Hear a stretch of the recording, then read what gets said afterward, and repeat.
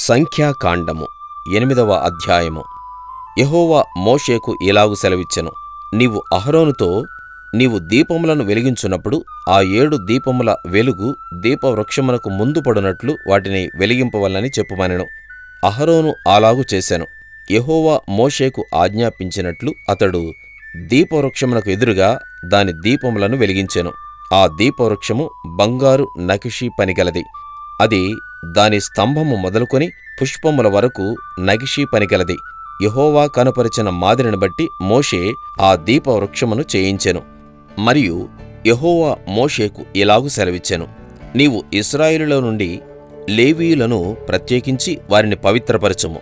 వారిని పవిత్రపరచుటకు నీవు వారికి చేయవలసినదేమనగా, వారి మీద పాప పరిహారార్థ జలమును ప్రోక్షింపుము.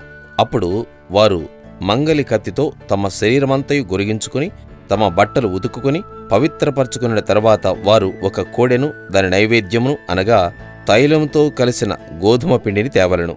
నీవు పాప పరిహారార్థ బలిగా మరి ఒక కోడెను తీసుకుని రావలెను.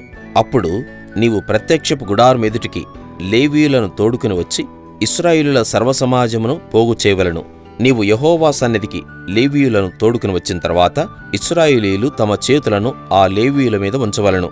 లేవీయులు యెహోవా సేవ చేయువారవుటకు అహరోనును ఇశ్రాయేలీయులను ప్రతిష్ఠార్పణముగా వారిని యెహోవా సన్నిధిని ప్రతిష్ఠింపవలెను.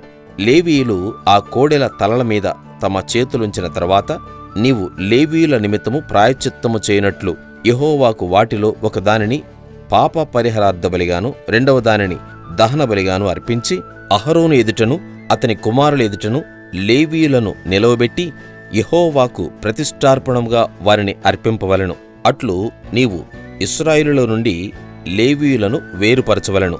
లేవీయులు నావారయిందురు. తరువాత నీవు వారిని పవిత్రపరిచి ప్రతిష్ఠార్పణముగా వారిని అర్పించినప్పుడు లేవీయులు ప్రత్యక్షపు గుడారములో సేవ చేయుటకై లోపలికి వెళ్ళవచ్చును. ఇశ్రాయేలులలో వారు నా వశము చేయబడినవారు. తొలిచూలి అయిన ప్రతివానికిని అనగా ఇశ్రాయేలులో ప్రథమ సంతానమంతటికిని ప్రతిగా వారిని నేను తీసుకుని ఉన్నాను. ఏలైనగా మనుష్యులలోనూ పశువులలోనూ ఇశ్రాయేలులలో తొలిచూలి అయినది యావత్తును నాది. ఐగుప్తు దేశములో తొలిచూలి అయిన ప్రతివానిని నేను సంహరించిన నాడు వారిని నా కొరకు ప్రతిష్ఠించుకుంటిని. ఇశ్రాయేలులలో తొలిచూలి అయిన ప్రతివానికి మారుగా లేవీయులను తీసుకుని ఉన్నాను. మరియు ప్రత్యక్షపు గుడారములో ఇశ్రాయేలుల నిమిత్తము సేవ చేయుటకును ఇశ్రాయేలుల నిమిత్తము ప్రాయశ్చిత్తము చేయుటకును ఇశ్రాయేలులలో లేవీయులను అహరోనుకును అతని కుమారులకును ఇచ్చి అప్పగించి ఉన్నాను. అందువలన ఇశ్రాయేలులు పరిశుద్ధ మందిరమునకు సమీపించినప్పుడు ఏ తెగులైనను ఇశ్రాయేలులకు సంభవింపకపోవును అని చెప్పాను. అప్పుడు మోషే అహరోనులను ఇశ్రాయేలుల సర్వసమాజము యెహోవా లేవీయులను గూర్చి మోషేకు ఆజ్ఞాపించిన సమస్తమును బట్టి లేవీయుల ఎడల చేసిరి. ఇశ్రాయేలులు వారికి అట్లే చేసిరి. లేవీయులు తమను పవిత్రపరచుకుని తమ బట్టలు ఉతుక్కుని తరువాత అహరోను యెహోవా సన్నిధిని ప్రతిష్ఠార్పణముగా వారిని అర్పించెను. వారిని పవిత్రపరచుటకు అహరోను వారి నిమిత్తము ప్రాయశ్చిత్తము చేసెను. తరువాత లేవీయులు అహరోను ఎదుటను అతని కుమారుల ఎదుటను ప్రత్యక్షపు గుడారంలో సేవ చేయుటకు లోపలికి వెళ్ళిరి. యెహోవా లేవీయులను గూర్చి మోషేకు ఆజ్ఞాపించినట్లు అతడు వారి ఎడల చేసెను. మరియు యెహోవా మోషేకు ఇలాగు సెలవిచ్చెను. ఇది లేవీయులను గూర్చిన విధి.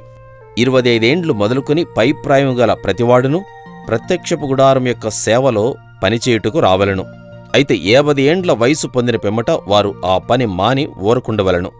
వారు కాపాడవలసిన వాటిని కాపాడుటకు ప్రత్యక్షపు గుడారములో తమ గోత్రపు వారితో కూడా పరిచర్య చేయవలెను గాని పని చేయవలదు. లేవీయులు కాపాడవలసిన వాటి విషయము నీవు వారికి అలాగు నియమింపవలెను.